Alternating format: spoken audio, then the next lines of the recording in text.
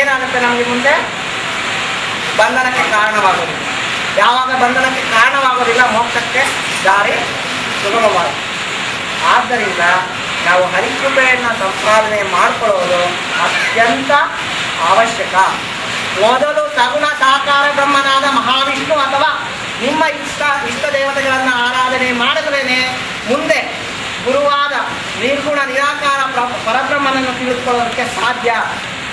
ಆದ್ದರಿಂದ ನಾವು ಸಗುಣ ಸಾಕಾರ ಬ್ರಹ್ಮನಾದ ಮಹಾವಿಷ್ಣು ಅಥವಾ ಇಷ್ಟ ದೈವಗಳನ್ನು ನಾವು ಪ್ರಾರ್ಥನೆ ಮಾಡೋದಾಗಲಿ, ವ್ರತಗಳನ್ನು ಮಾಡೋದಾಗಲಿ, ಪೂಜಿಸುವುದಾಗಲಿ ಮಾಡಲೇಬೇಕಾದಂತಹ ಒಂದು ಕಾರ್ಯ. ಇದರಿಂದ ನಮಗೆ ಮುಂದೆ ನಿರ್ಗುಣ ಪರಬ್ರಹ್ಮನ ಒಂದು ಕೃಪೆಯಾಗಿ ಅವನ ದರ್ಶನವಾಗಿ ಆ ನಿರ್ಗುಣ ನಿರಾಕಾರ ಪರಬ್ರಹ್ಮನಲ್ಲೇ ಐಕ್ಯವಾಗುವಂತಹ ಒಂದು ಮೋಕ್ಷವೆಂಬ ಸ್ಥಿತಿ ನಮಗೆ ದೊರಕೋದ್ರಿಂದ ನಾವು ಸಗುಣ ಸಾಕಾರ ಪರಬ್ರಹ್ಮನಾದ ಮಹಾವಿಷ್ಣುವಿನ ಪೂಜೆಯನ್ನು ಇವತ್ತು ಆಚರಿಸುತ್ತೇವೆ.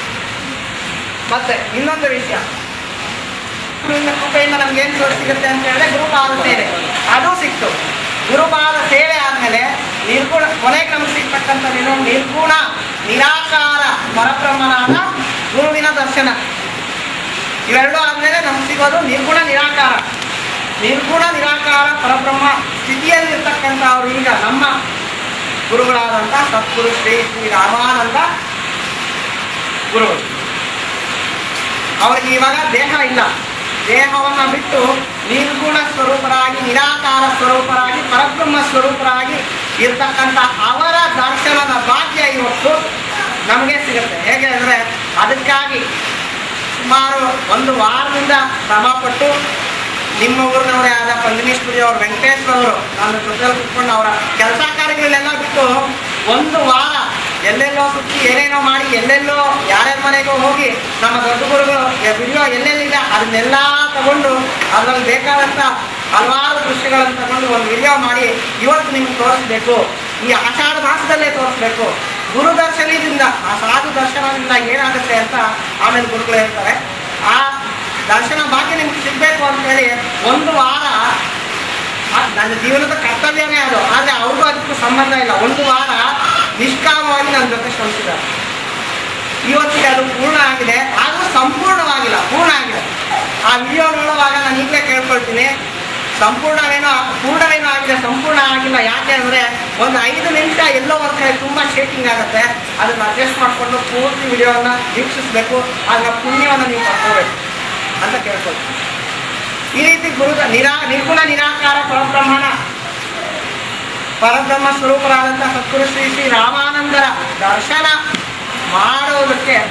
ದರ್ಶನವನ್ನು ಮಾಡುವುದಕ್ಕೆ ಈ ಒಂದು ವ್ರತಾಚರಣೆ ಮೂಲಕ ನಿಮ್ಗೆಲ್ಲರಿಗೂ ಈ ಸ್ಥಳಾವಕಾಶವನ್ನು ಕೊಟ್ಟಂಥ ಈಶ್ವರಪ್ಪನವ್ರಿಗೆ ನಾನು ಅನಂತ ವಂದನೆಗಳನ್ನು ಸಮರ್ಪಿಸಬೇಕು. ಯಾಕೆಂದರೆ ಅವರೇ ಅವಕಾಶವನ್ನು ಕೊಡದೇ ಇದ್ದರೆ ಇಷ್ಟು ಜನರಿಗೆ ಆ ಭಾಗ್ಯ ಸಿಗ್ತಾ ಇರಲಿಲ್ಲ ಅಲ್ವಾ. ಆದ್ದರಿಂದ ಈಶ್ವರಪ್ಪನವರಿಗೆ ಮತ್ತು ನಮ್ಮ ವೆಂಕಟೇಶ್ವರವರಿಗೆ ನಮ್ಮ ಗುರುಗಳು ಆಶೀರ್ವಾದವನ್ನು ಮಾಡಬೇಕು ಅಂತೇಳಿ ನನ್ನ ಸ್ವಯಂ ಪ್ರೇರಣೆಯಿಂದ ನಾನು ಗುರುಗಳ ಆಶೀರ್ವಾದವನ್ನು ಅವ್ರಿಗೆ ಕೊಡಿಸೋದಕ್ಕಾಗಿ ಒಂದು ಕಿರ್ಕಾರಕ್ಕೆ ಒಂದು ದಾನಿ ಬೇಕು.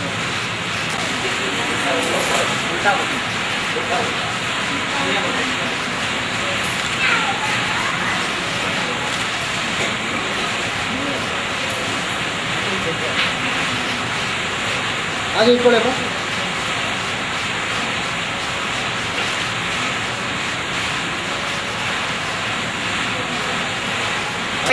ನನಗೆ ಸ್ವಲ್ಪ ಮಾತಾಡೋದಕ್ಕೆ ಅವಕಾಶ ಕೊಟ್ಟಂಥ ನನ್ನ ಗುರುಗಳಿಗೆ ನಾನು ಅನಂತ ವಂದನೆಗಳನ್ನು ಸಮರ್ಪಿಸುತ್ತಾ, ನನ್ನ ಅಲ್ಪ ಬುದ್ಧಿಯಿಂದ